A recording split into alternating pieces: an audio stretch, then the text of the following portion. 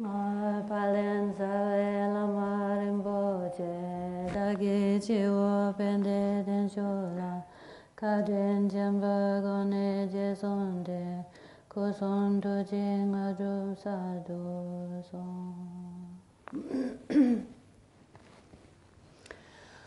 So I'm very happy to be here tonight and glad to see all of you. Yes, we are meant to talk about emotions, fear, negative emotions. Now, I think we could approach this from many different angles. I have recently run a course in Samye London called what was it called? The 16 Fears of Tara, 16 Fears and Dangers of Tara. So we could talk about the 16 fears. These are the 8 external fears or dangers, or the 8 internal fears and dangers. So when you talk about fear here, it's meant like any kind of threat, not only fear as we know it when we say, oh, I'm terrified of something. Or we could talk about it as the negative emotions in terms of the 6 realms, which are maybe more appropriate, because I don't know how many of you are familiar with Tara here. But in any case, the Buddha talked about the 6 realms, right? I think all the traditions, doesn't matter if you're Theravada or Tibetan Buddhist or Zen, we all rely on Sakyamuni Buddha's teachings.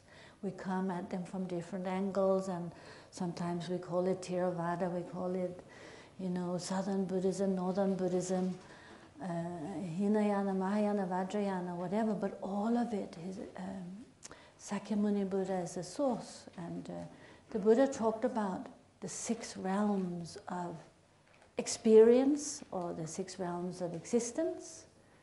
Are you all familiar with that?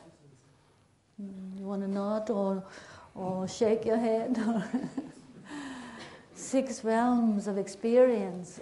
Maybe that's a good angle to look at it from, the 6 realms.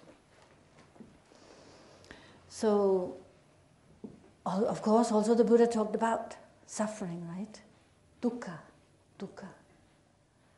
So the truth of suffering. That is the fundamentals of all the Buddhist teachings, the truth of suffering. And samsara, the cycle of samsara, how we are chasing after things we want and how we're trying to run away from things that we don't want. This is what creates the circle, this ever-spinning wheel of samsara.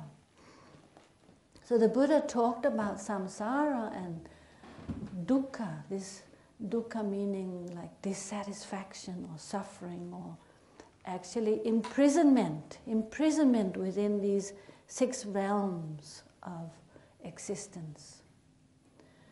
And he talked about as one of these 6 realms, we have the human realm, but 6 realms of existence. So when I first heard about that, I thought, oh, Buddha can't possibly have been talking about the hell realms.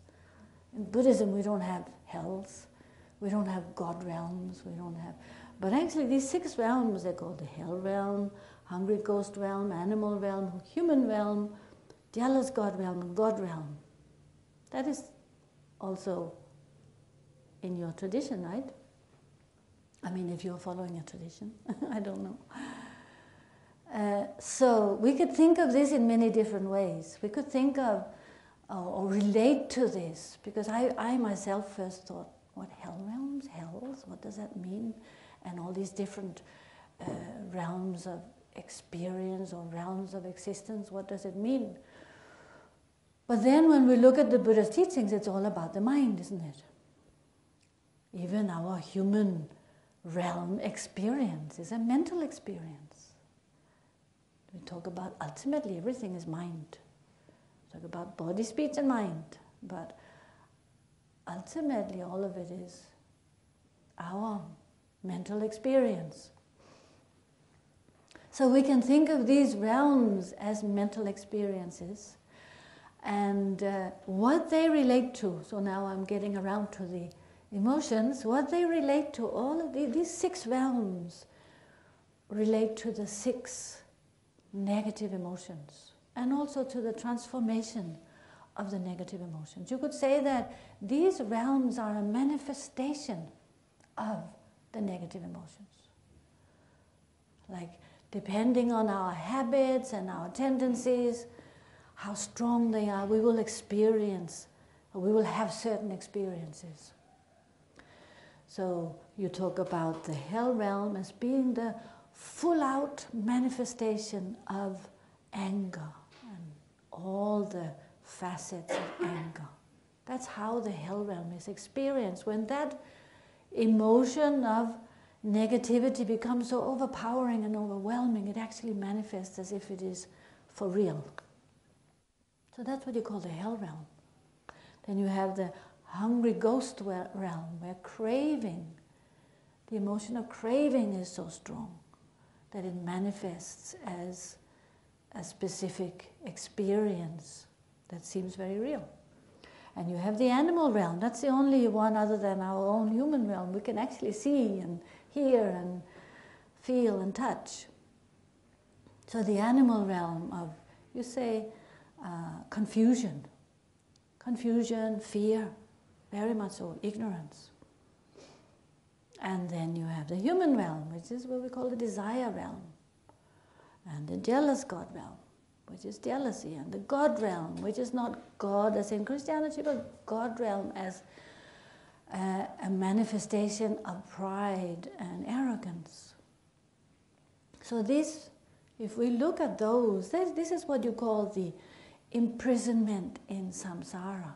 This is how we say that if we want to find freedom from suffering, which is what we all come to the teachings for, we're saying we're all looking, we all want to be happy, we all want to be free from suffering. How do we find that? Then we have to first understand what is it that stops us from experiencing happiness. We have to sort of understand suffering first, right? That's what the Buddha first taught, the truth of suffering, and then he taught the causes of the truth of suffering, and then he got around to talking about, well, it's possible to be free from suffering, and how do we do that? The path that leads to the freedom, the cessation of suffering.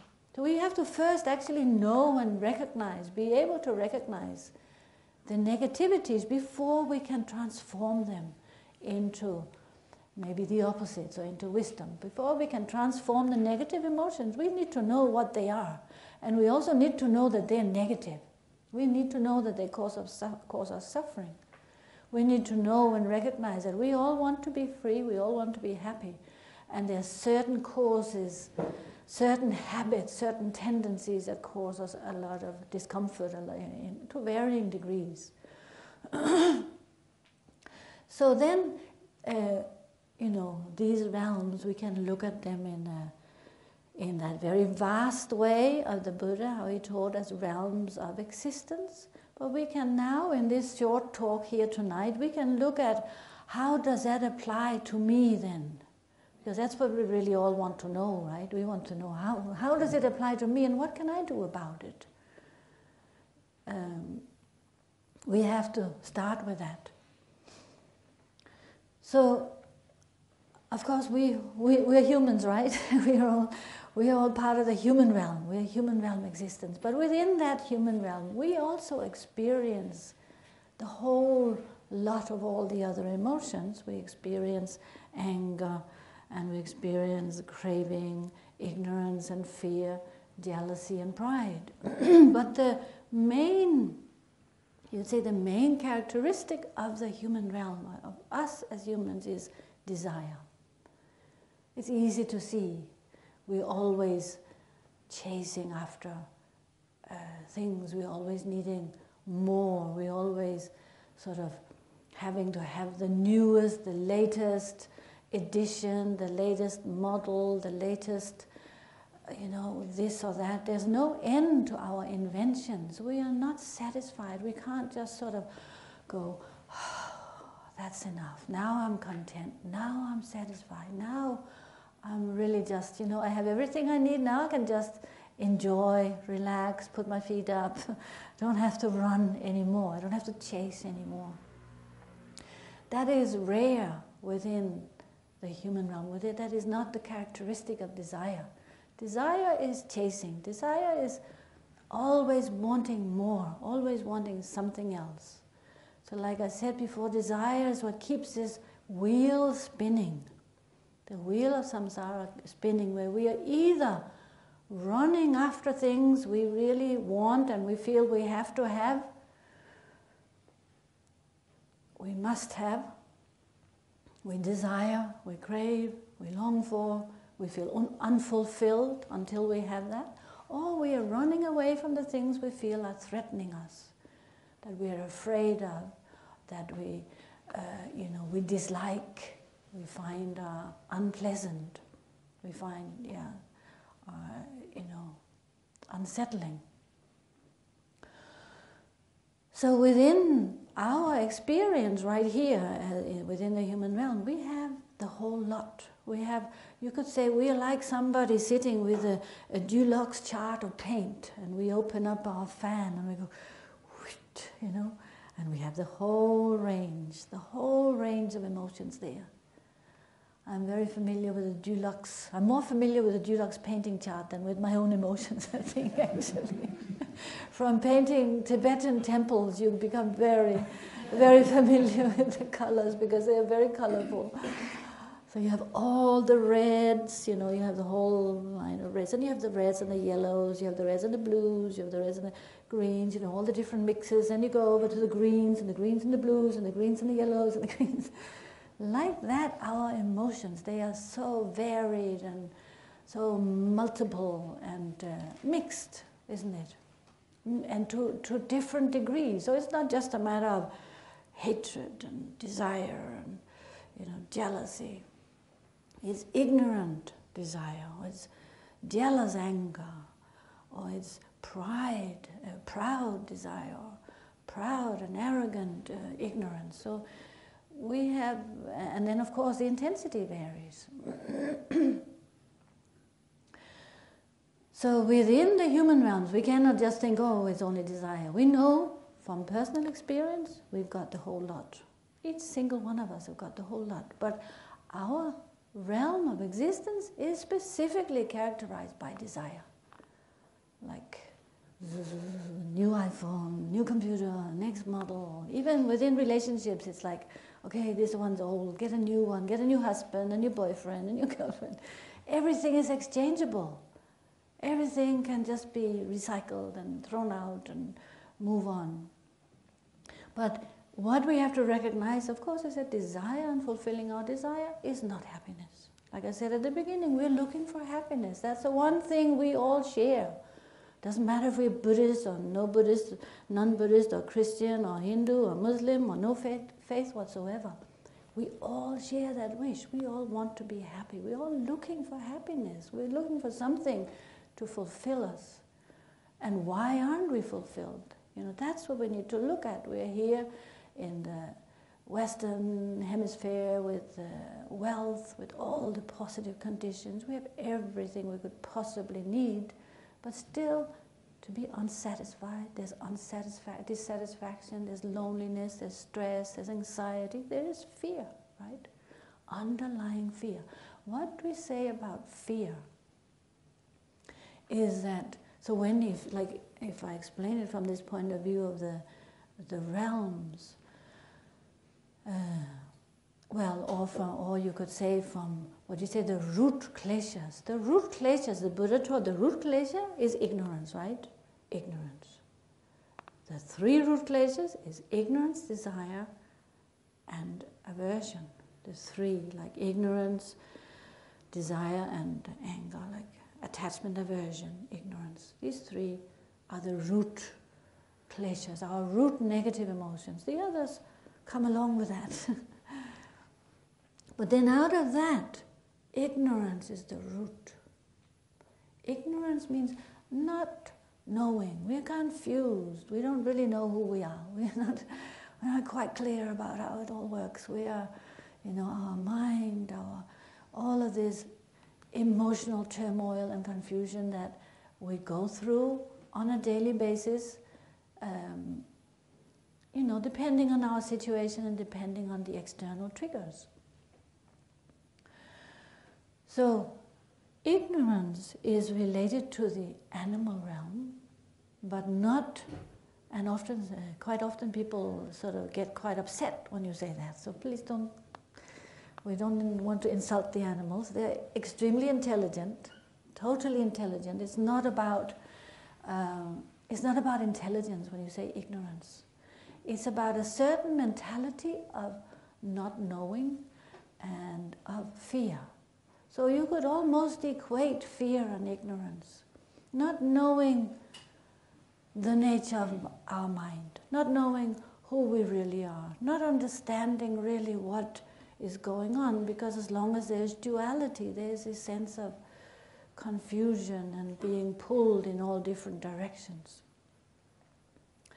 So this not knowing is what the other emotions are based on. You say that when you look at the emotions, you say fear is a basis of all the so-called negative emotions. Fear is the basis of anger. Anger rises out of fear. We feel threatened when we're angry.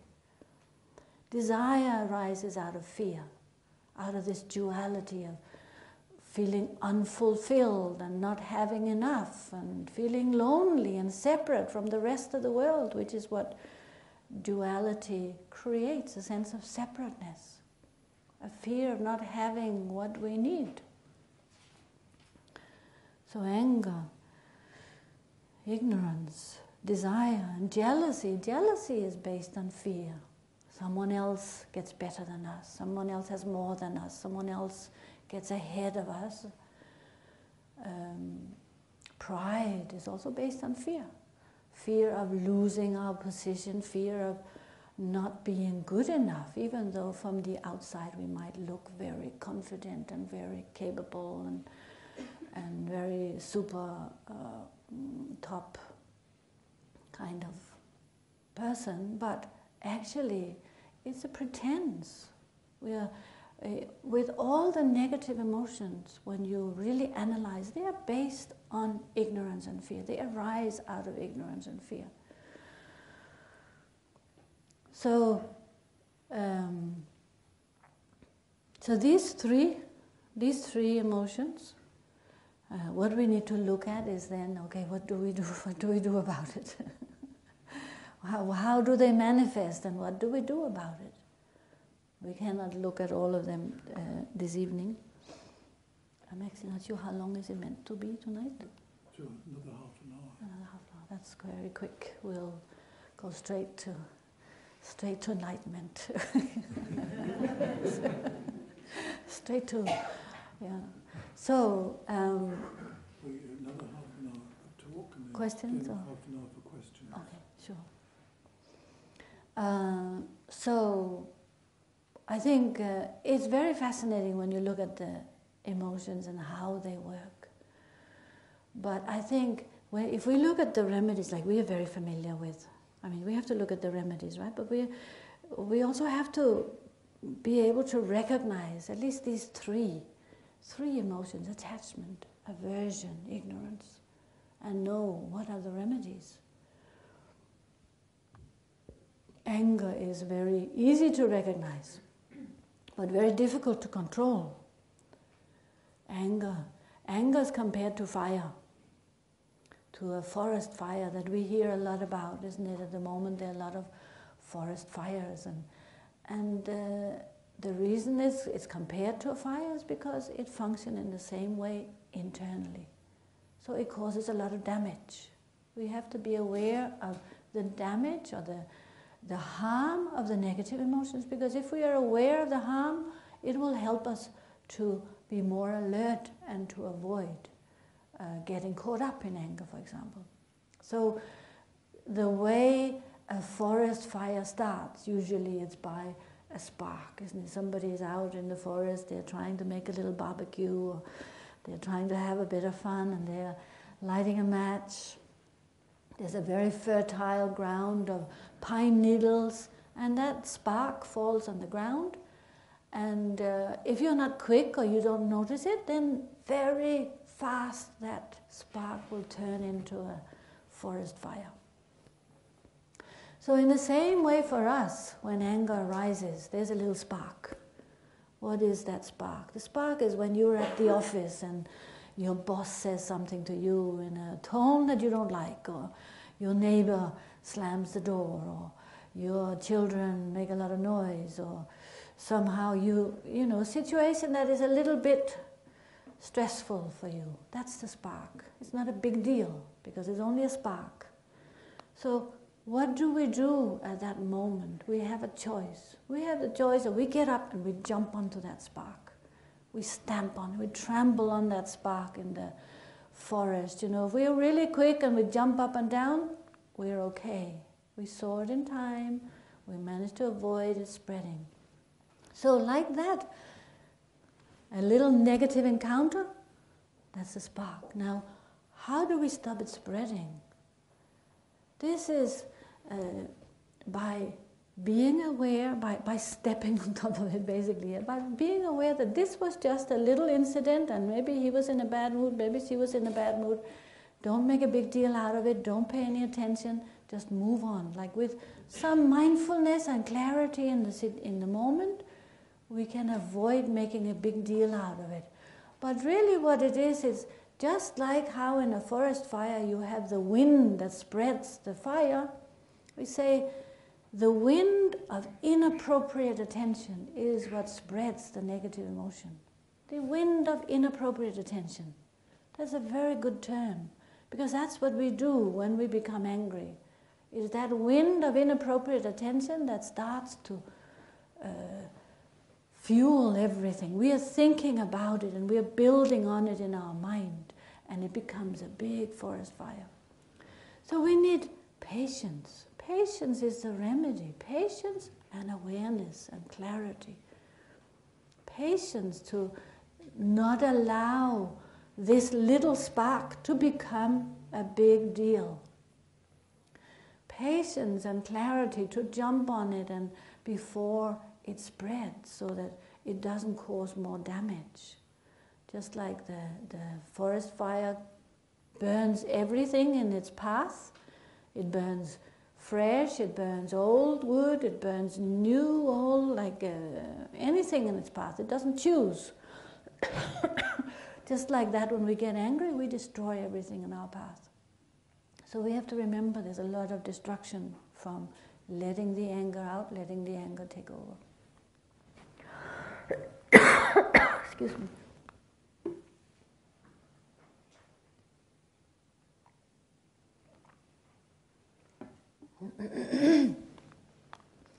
So patience and remembering the harm of the damage that anger creates, because how much rebuilding do we have to do after we've lost our temper? We have to come back and we have to apologize, we have to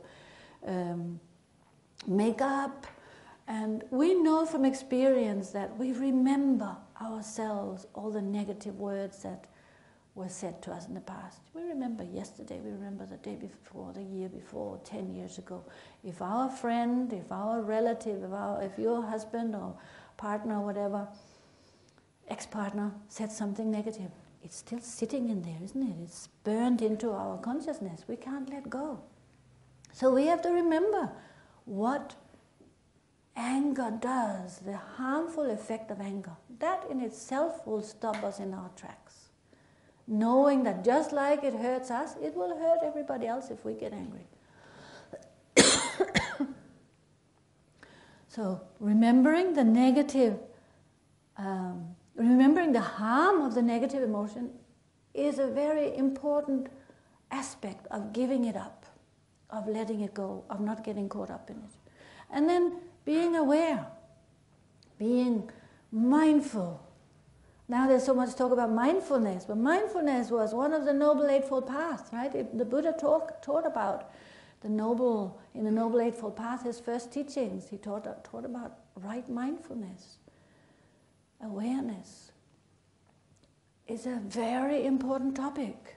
It's a very important aspect of our practice and of mastering our mind, to be clear and not to get swept away by whatever emotion arises. Now we can't cover them all tonight, but this is the same approach in a way to all of them. Without mindfulness, where are we going to, how can we manage? We'll get swept away. So, clarity, patience, remembering that just like I make mistakes, other people also make mistakes. Maybe they had a bad day, maybe they had a bad day yesterday, maybe they didn't sleep well, maybe they have a stomach ache, maybe they have a headache, maybe that's why they are not really so friendly today. So there's all kinds of reasons we can come up with rather than reacting with anger. So we need to apply all of that in the moment. And we have to remember that we are also the one who benefits by not getting carried away by negative emotions. We are the ones who benefit also by being patient. Others benefit and we benefit.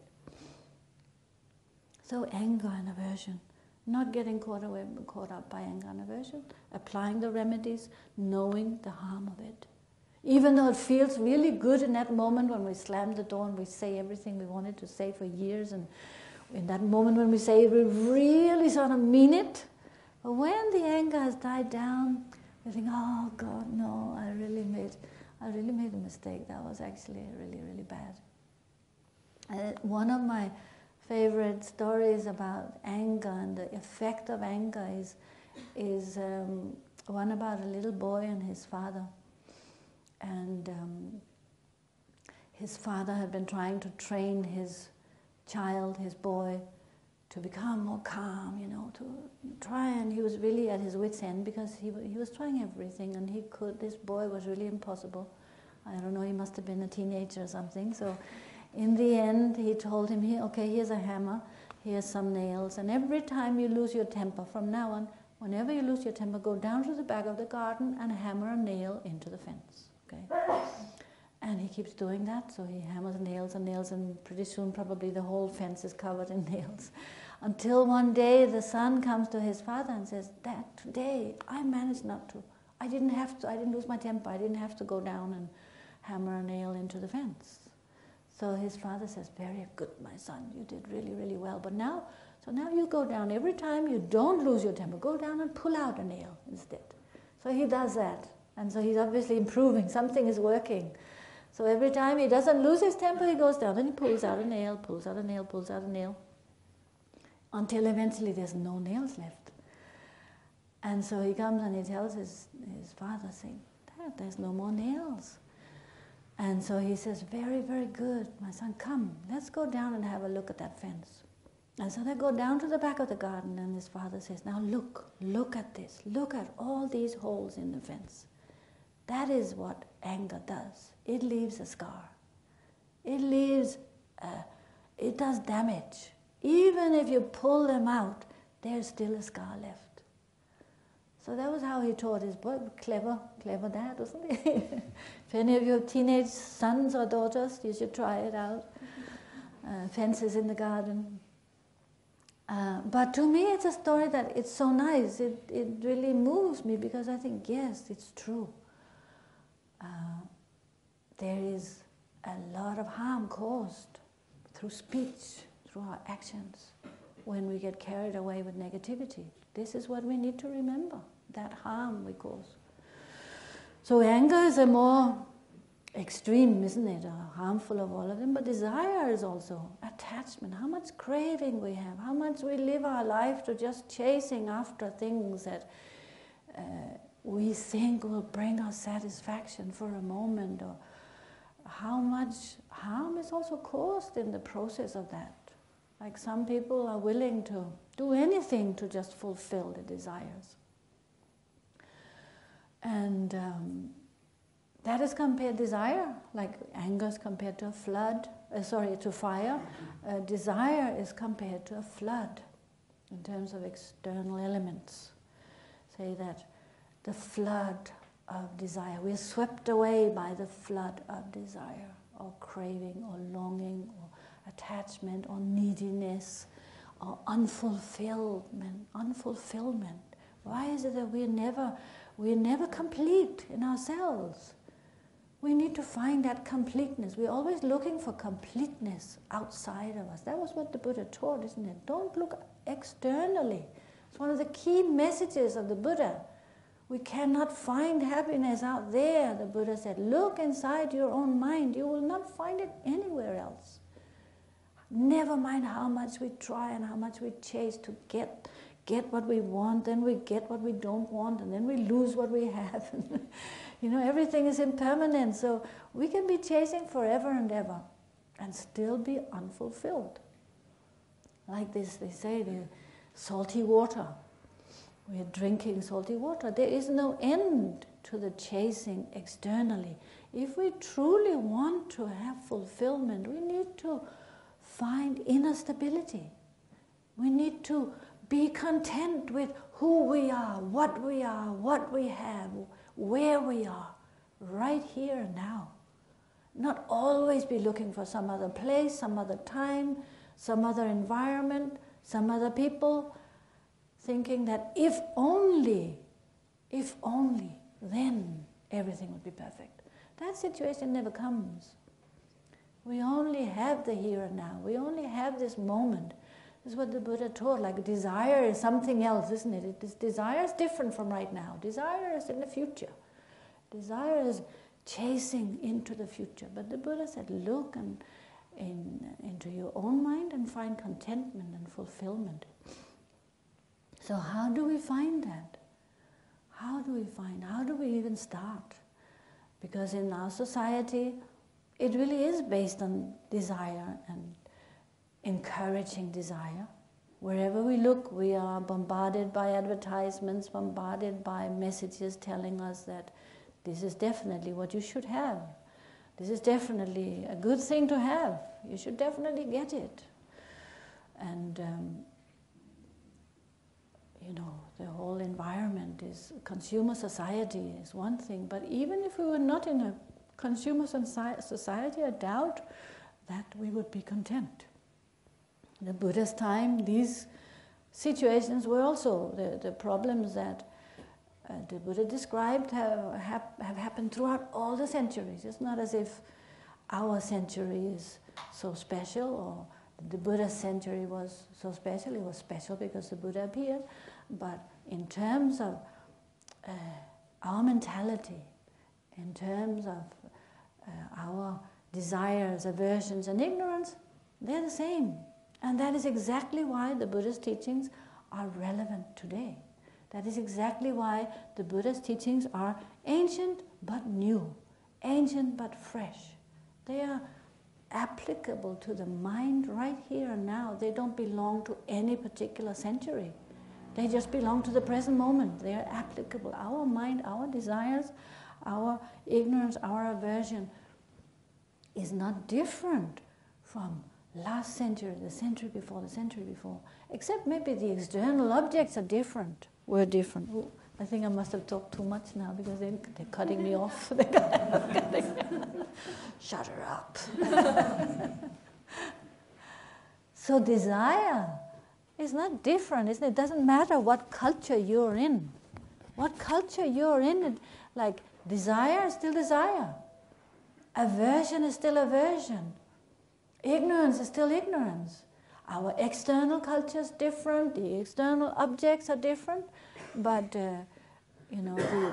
our mental suffering and negative emotions were exactly what the Buddha talked about. No, they're not different today than they were at the Buddha's time. That is what makes the Buddha's teachings timeless, utterly timeless. Utterly beyond culture, beyond time, beyond place, because they're about our mind. So, can you hear me okay? No? Okay, yeah. So, in terms of desire, so how do we go about transforming desire? Desire is being unfulfilled. Being unfulfilled. It's about me trying to fulfill. Is it this one? So it's about me trying to fulfill my own desires, my own needs. So it's about me. It's me thinking about me. It's me working for myself. So it's that very self-oriented attitude. What we need to do is think about others. We need to practice generosity directly as a direct remedy. That is generosity. We have to practice generosity in all its different facets. It doesn't mean you have to be rich and now you have to go out and give all your money away. Generosity has a very wide range. You know, you can be generous even if you're poor. But what it means is, maybe it's okay without, maybe I can just try and shout.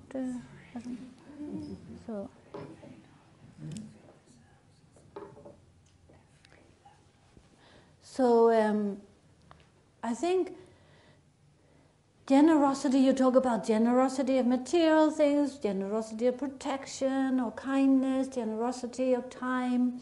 There's all different ways we can practice generosity, but what it means is that by practicing generosity, we're thinking about others. We're training ourselves to give up that it has to be all about me. And we think about others who, just like me, want to be happy, who, just like me, want to be fulfilled. And it's a bit like if we have a big spotlight on ourselves. Me, my needs, what I have to have. And instead we kind of go like, let's turn that spotlight out and look at others. Let's turn that spotlight around and look and see what can I do to help fulfill the needs of others. That is actually a remedy. It's like the opposite. It's the opposite of what we think we have to do to be fulfilled. The minute we stop thinking so much about ourselves, the more fulfilled we will be, strangely enough. The more content we will be, strangely enough. The more satisfied by caring about others, letting go of our own needs. So in terms of transforming craving, of course we also need to be aware, like before, of the negatives of craving, the sort of poison that is there within that craving mind. And by bringing in awareness and mindfulness, we don't allow it to overpower us. And instead we try to apply the remedies of thinking of others, kindness, compassion, thinking of ways we can help others rather than my own needs.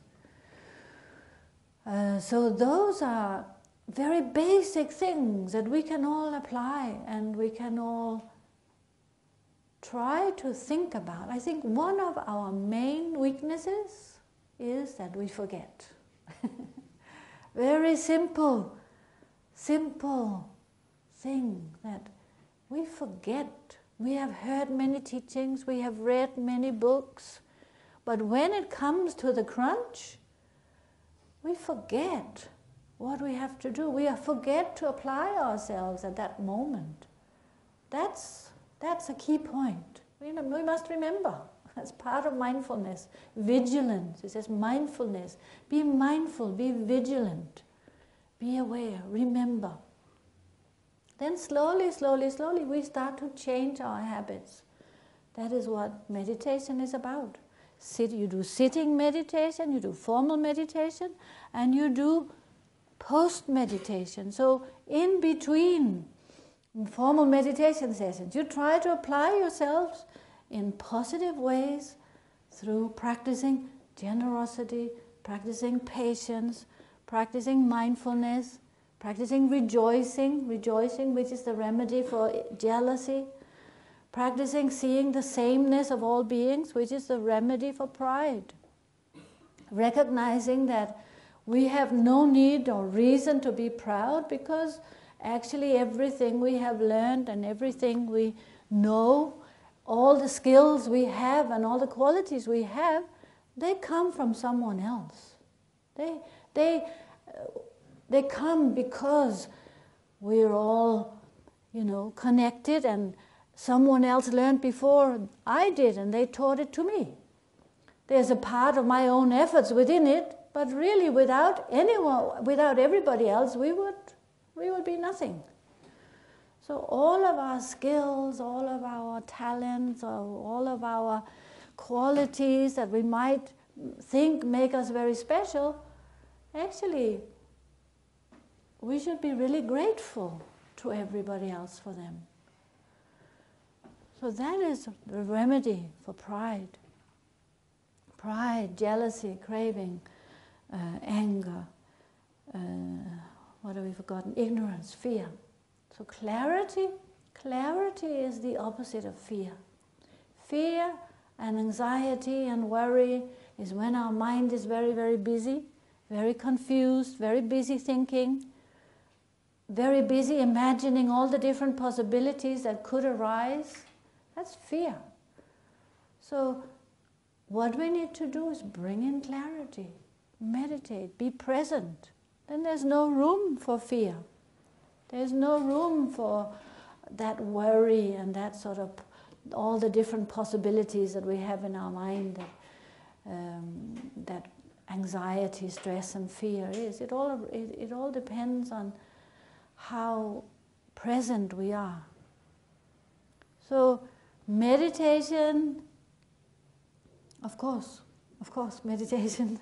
Meditation, number one, because through meditation we develop and we increase our mindfulness and our awareness and our remembrance. So we need to meditate. We have to train our mind, like the Buddha said in that famous verse from the Dhammapada, to give up negative acts, to practice positive acts, to tame your mind. That is the teachings of all the Buddhas. Nothing else. We cannot do without these three things. We cannot manage without taming our mind. We cannot manage without meditation. We must meditate. We must train our mind. But it is not done only in the session. It is done in session and outside of session, what we call post-meditation. And it's done through all the different applications of what we've just sort of looked at now. So we can stop there if you have any questions, if that's okay. Yeah. Is that okay, Desmond? Is that a good place to stop? Good time to stop? Yeah. Thank you. It was a wonderful talk. Really wonderful. It was so good to hear you going through all the different aspects and the emotions, which we forget about. Questions?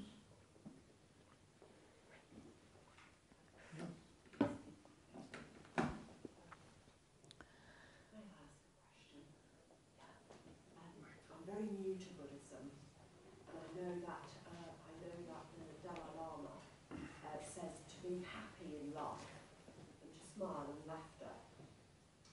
And I have a question around compassion.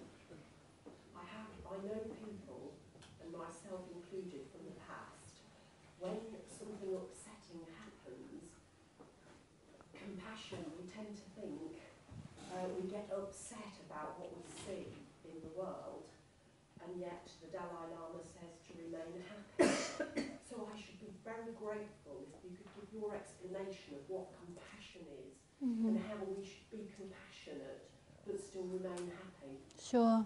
Okay. I'll try my best. So I think compassion, you say, is the wish to help others be free from suffering. Often people ask this question, what is the difference between loving kindness and compassion? So you say loving kindness is the wish for people to be happy, so it's kind of focusing on the positive. Compassion is more focusing on the suffering aspect. It's the wish to help others to be free from suffering, to do something. So compassion has an active component. It has an aspect to it that we can do something. It's not just about feeling. It's about okay, what can we do? What can I do to help this situation? What can I do to improve the situation? And where a way that I think sometimes people get mistaken is that they think, when you talk about the four immeasurables, you talk about limitless compassion, and you talk about the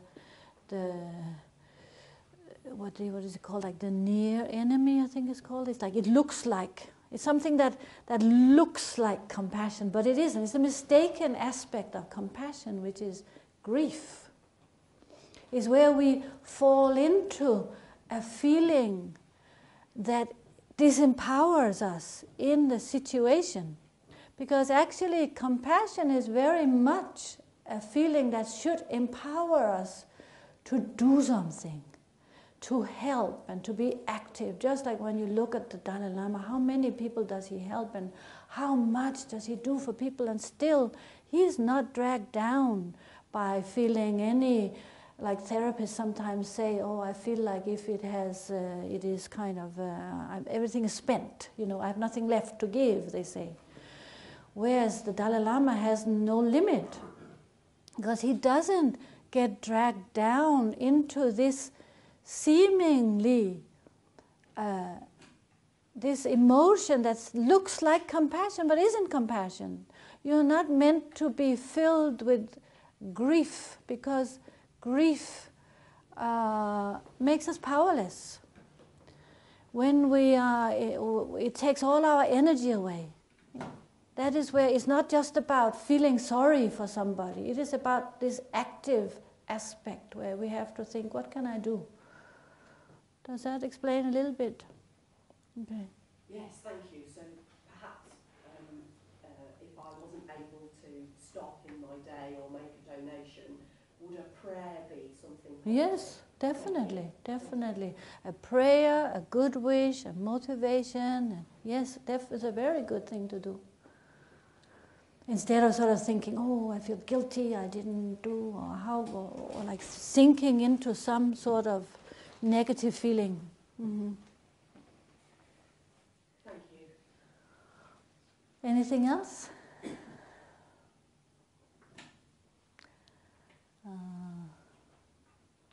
Yes, well, people do tend to think that compassion is feeling with the other person, don't they? And so you do get people getting very depressed in the presence of suffering. And that has to be resisted, as you say. Strength and... I think empathy is part of it, like feeling you understand what the other person is going through, maybe. So there is a sense of, yes, there's suffering there, but that you are not helping anything by getting lost in sadness or grief. But the understanding and empathy, I think is part of the compassion, along with the active. But sometimes we cannot do anything. Then we also have to accept if we cannot do anything. But like you say, then we can at least do a prayer.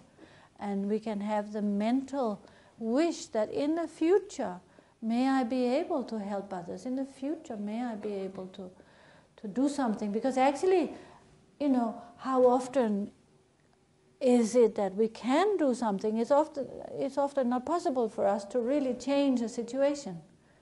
We don't necessarily have the ability, the wisdom, the capacity, the power, or the position to be able to help others. So we need to help ourselves first, so we can become capable of doing something for others. And we can always pray and plant seeds that we can do that in the future. Like the Buddhist teachings are long-term. So we've got all the time in the world. We've got lifetimes and lifetimes. We can't do it this time around. We'll do it. We'll improve, keep improving. That's the idea.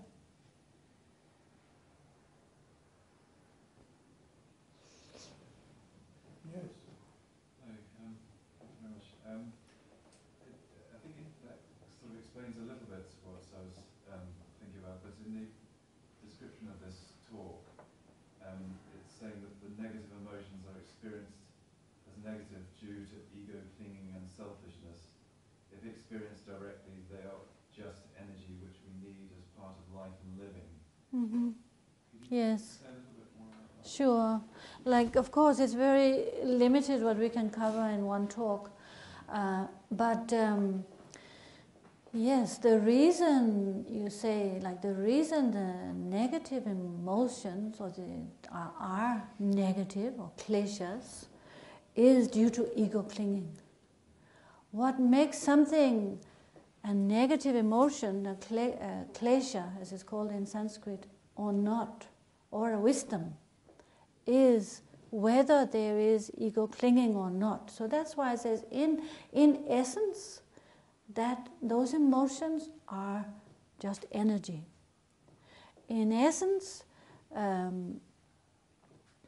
if you look at anger, it's a very effective energy. It's very energetic. You could do a lot. When you are angry, you have so much force. So you talk about the opposite wisdoms of those specific qualities of the energy of that emotion becoming a wisdom when, through our training, we gradually we polish off all of the stains of ego, and we purify all of our habits, and we come to find that inner shining Buddha nature of non-duality, understanding of the mind. So that is the wisdom aspect, that in essence those negative emotions hold that, like we already have the wisdoms within us, but the wisdom is obscured. So the essential energy, you could say, of those emotions is neither good nor bad, but as long as there is ego clinging, yes, they cause a lot of suffering and a lot of harm, so it's dependent on the ego clinging. But then you could also say that to some extent, if we have to have those negative emotions, we have to have some experience of those negative emotions in order to develop understanding and compassion and empathy for others who are experiencing them. So you could also say that they're like manure in the garden. They are necessary for us to develop patience. We need to have some experience of anger in order to purify it, and in order to develop patience. We need to have all of them in order to develop the positive qualities and the wisdoms. But that process of transformation is necessary. It doesn't happen by itself, unfortunately. We need to do the work on it, just like there's a diamond there that is covered in lime scale and in layers and layers of silt from sitting under the ground. We dig it out, we scrape off the crust, we polish with a brush, we polish with a fine cloth. Eventually it comes out. But that work is essential. So the path, we need the path that leads us to the cessation of suffering. It doesn't just kind of happen. But they're not separate. Yeah.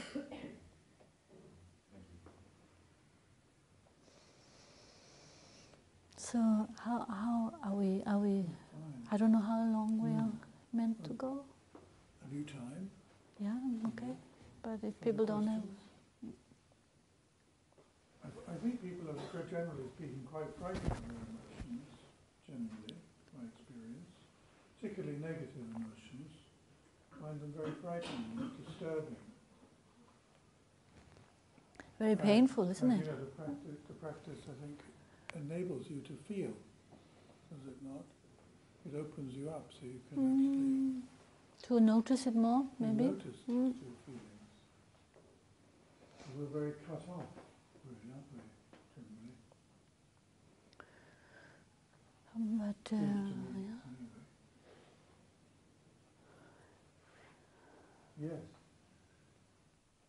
I'm not sure this is relevant, but the concept of anatta, or not self, how does that interplay with the themes you're talking about?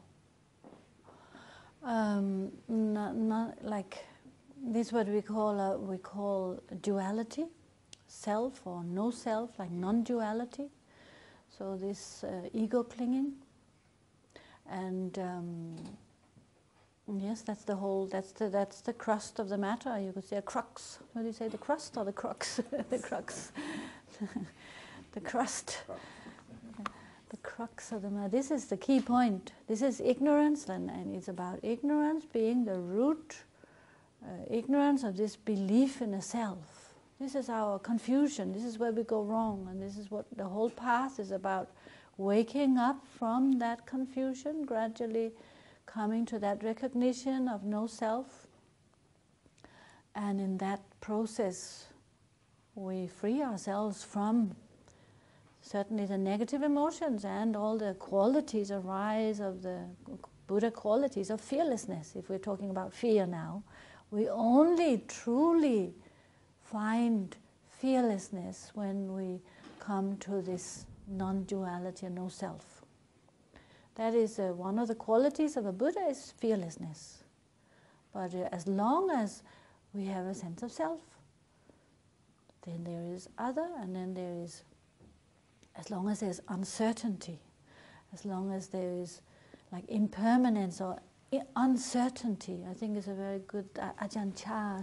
I read one of his books recently, and when he talks about impermanence, he talks about uncertainty, how everything is uncertain. Everything in our experience, we cannot find any certainty. If there is a sense of self, there is a sense of uncertainty. That is a problem, right? that is what we have to go beyond. Whatever name we give it. But so when we truly find that the cessation, or what the Buddha talked about, the cessation of the suffering, and then that is fearlessness. That's all the qualities, the complete qualities of a Buddha, of compassion and wisdom and loving kindness, non-duality, no self. But total wisdom that has the ability to see what is beneficial, like what is not. But for us, I think it's very important. We need to learn to just be a little bit more skillful, on a very basic level. I think what we all, certainly I can speak for myself, just become a little bit more skillful in how I handle my responses to external triggers.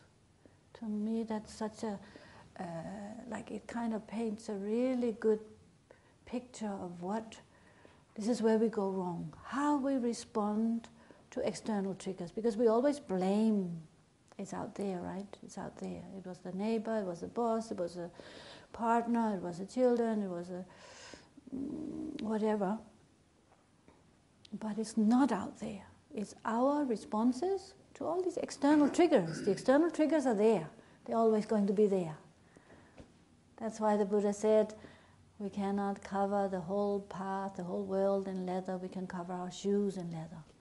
So we need to become skillful, just on a very personal level. I need to work on my own mindfulness, my own awareness, and how I respond when something suddenly happens, because that's where we go wrong. Somebody jumps from behind the door and or somebody speaks to you aggressively, and in that moment we lose our awareness and we respond with aggression, and then it just spirals out from there. So becoming more skillful in handling our own responses to these external triggers, which are never going to go away. We can never expect our situation to be perfect. We can never find perfection. And why not? And why not? Because of uncertainty, because of impermanence, because everything is always changing. So it's a lost cause if we're looking externally. Can I ask a question? You've referred to responding to external triggers, but you've also talked about obviously the ego and the voices, things that we have, the seeds that have been implanted in us from maybe a very, very young age. And you've talked about recognising the external triggers that we can react or respond to, however we choose. If you're reacting, you can't choose. But what about those internal triggers that have been planted? How does one recognise when they're coming up? I think you need to observe in your meditation, where does my mind tend to go?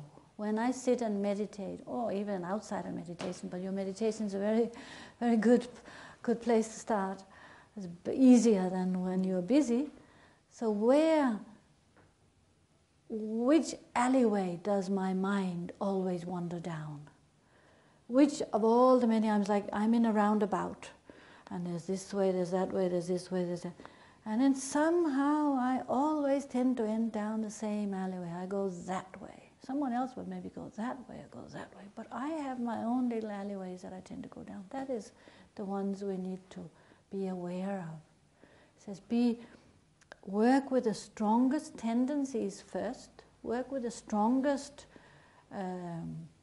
emotions first. We can't work with everything. We can't just change everything. So we need to start somewhere. The place we should start is where are the strongest tendencies.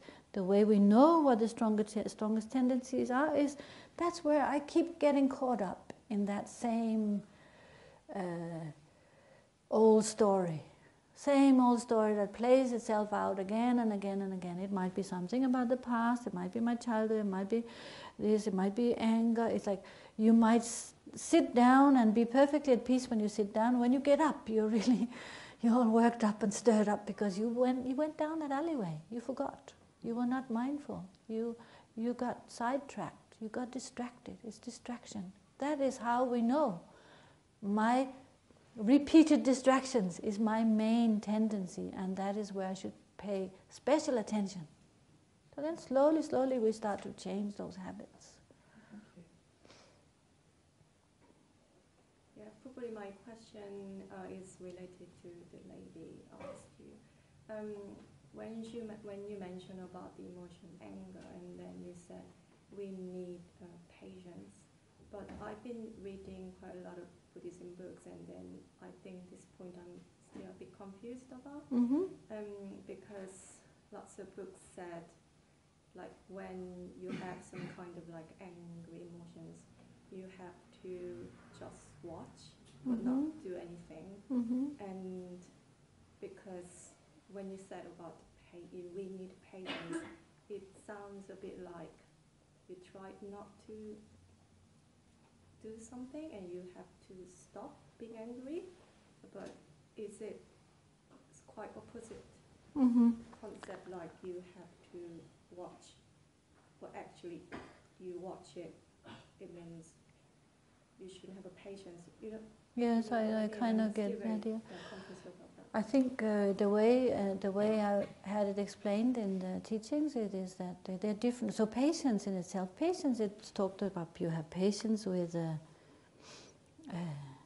patience.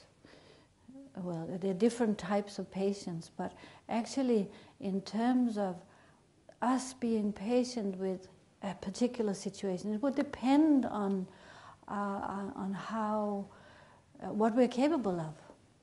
You know, if we are not capable of managing, then the advice that is given in some of the texts is, it says, it says, become like a piece of wood. It's an aspect of patience. Become like a piece of wood. That means you remove yourself from the situation. You don't do anything. Rather than trying to respond, you just don't respond, because you cannot respond in a positive way, so at least you don't make it worse by responding. So you become like a piece of wood. You just walk away, go for a walk, don't say anything, don't do anything, and then when things are calmed down, then you can come back and deal with it. That's already skillful. That's already doing well, because you're not making the situation worse.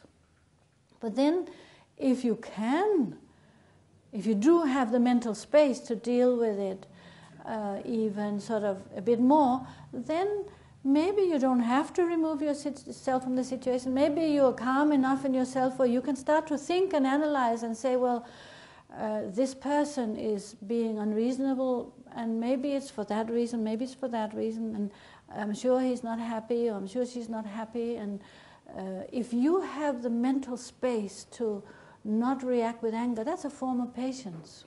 It's that kind of patience. It's not that you have to press anything down. It's more like having spaciousness in the situation, I think. Thank you.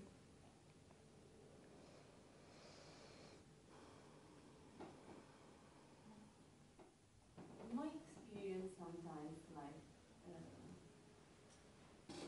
expressing emotion, it was a good start, like, to validate my own emotions. I mean, for me, it was something healthy, like to express my anger, for example. So do you think there is like a healthy anger that is good to express and something that is not? I don't think so. I honestly don't think that it is healthy. It might feel good for you in the moment. It might feel good, but I don't think it. I can't think of a situation where anger actually helps and solves a problem, because what happens is initially, you feel better for expressing it. Maybe the person you're expressing it to might accept it in that moment, but mostly that person will then go away and think about what you said, and if it was said with anger, it will create anger in the other person, and then they will come back to you a week later. Initially maybe you think, oh yes, great, it cleared the air. Then a week later that person comes back and what did you say, and how could you do this? And then the whole thing starts turning up again. Often it's like that. It's like that ping pong ball that you see going backwards and forwards on a small scale in relationships, on a bigger scale between neighbors, and a much bigger scale between countries and wars, and that doesn't solve anything. It doesn't solve anything, and it doesn't cut through. It doesn't change our tendency. It doesn't help you to change your tendency to be angry. Well, maybe just to validate, like, our own experience sometimes. I mean, this is my experience. Like, when I first validate, like, all, basically, I kind of use anger to validate all the other emotion that I was feeling because of the relationship. I mean, this is my experience. I don't know. Sometimes maybe it can be like more healthy to express emotion instead of. You don't. I'm actually not trying to say that you shouldn't express emotions, but more that we become. That it's helpful to become more familiar with what are harmful emotions and what are positive emotions. That we need to generate and cultivate the positive emotions, such as understanding, flexibility, tolerance, kindness, generosity, patience. All of those, I think, are qualities that we will benefit from cultivating, and that it is not really necessary for us to cultivate anger or jealousy or desire, because they come spontaneously. They don't need to any effort from our side. They're there spontaneously and jump right out there without any hardship. So, but they tend to create a lot of harm, hurt, whether it is through speech, through actions. You only have to look at the effect. The effect it generally has on oneself, it would be the same effect it has on others. But so things can be expressed honestly, but I think it will come across better if it's free from anger, negativity. You can still express yourself. Yeah, I mean, you need to know if someone's being abusive to you. You definitely need to know. Yeah, that's Because then you can decide, if you don't get angry, what to do. do about it. You know, you can make a skillful decision.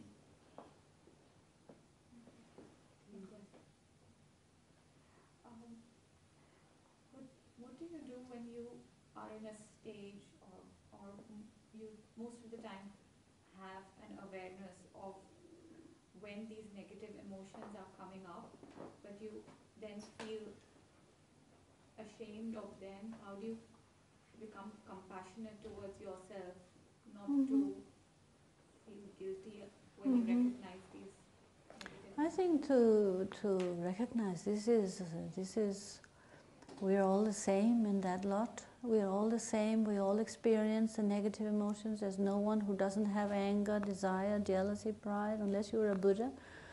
And that also you need to apply patience to yourself, generosity to yourself. Like, so, yeah, in that sense. So you're saying how do you? What was the actual? Say that again. Sometimes I feel a sense of shame on some emotions, which I know that I should not be having, but I still cannot resolve them completely. And I'm not sure how to be compassionate and patient and loving towards myself. Well, I think if there is something that you're not sure how to be loving to yourself. So it's in the same way as we are loving to others, we should be loving to ourselves. We should be accepting of our shortcomings. Yeah, give us each moment we have another chance. In a way, with meditation, it's like that. When we meditate, you sort of get the familiarity with meditation. You see that each moment we have another chance. Each moment we start again. It's about not holding on to the past, right? Whatever we've done, we move on and we start again and we make a new motivation to improve and to do our very best. I think as long as we do our very best in a situation, then we should be content with that. Not to dwell on what we have done in the past, but to try and change our tendencies that we feel are harmful, but not to dwell. I think shame or guilt is a sort of it's a bit again of a feeling of being stuck, I think. I remember Lama Yeshe, our abbot, saying that in the West we talk a lot about guilt and shame, and he said it's a bit like if we've got a big pile of dirty laundry and we say, oh, I have so much dirty laundry, oh, it's so bad, it's so much dirty. Well, we should just wash it, just put it in the washing machine, just do something about it, wash it, clean it, don't get stuck on the fact that, okay, we've done this, we have those tendencies, we are like that, or we did that before.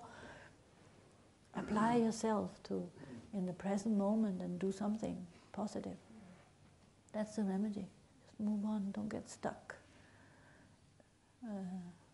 I'm saying all these things like if it's easy, but I know it's not. For all of us, it's not easy. But this is the wonderful joy of having found the Dharma, isn't it? That there is tools for us to work with our mind for every single situation we're in, whatever we are experiencing. We can apply the methods. We have something we can do. We have some way, we have some method to deal with our experiences. And there's something very positive and that we can appreciate in that. This is when I first found the Dharma, I thought, this is amazing. I still think it is amazing. But isn't it amazing? Isn't it amazing? I think we are identifying with our thoughts. We are identifying with our feelings. When I came to the Dharma, I thought, this is who I am, this is me. Oh, my backpack carrying all my problems, carrying all my past, carrying all my issues. And I thought, this is my bad lot, I'm such an unfortunate person. And then we recognize it's just my misunderstanding. I'm identifying with something that doesn't even exist. It's just thoughts. It's just thoughts. It's just us learning to deal with thoughts is a key in meditation. Instead of identifying with and holding on to all this stuff and all these ideas, we need to learn to let go. And then it's like we put down that backpack. Or we recognize there was really nothing worth carrying in that backpack. So I'm sorry that I don't have a lot of jokes to tell you. It's all about hardship, all about suffering. So it can be very shocking for people, though. They come into the Dharma and they want to feel peaceful, and suddenly they feel intense hatred towards somebody, or in terrible envy for the first time in their life. They think, why did I do this? Why did I, start this practice? But it gives a space, doesn't it, for people to feel who they are. To recognize, experience themselves. Yeah. Anyway, it's a wonderful talk, and thank you so much. Pleasure. So there is time for some tea downstairs. If anyone would like to talk, I'm sure you can spend another 5 minutes with us downstairs. Okay, tea, sure, yeah. Thank you all very much. Shall we do a small dedication? So we usually dedicate the merit. Vasanam deye tamche sepane topne nyepe dranam pamche ne chegana che palav tupaye sepe sole dowa drowarjo. You can say that in whatever language you want. We can all dedicate the merit to the benefit of all beings. Okay, thank you.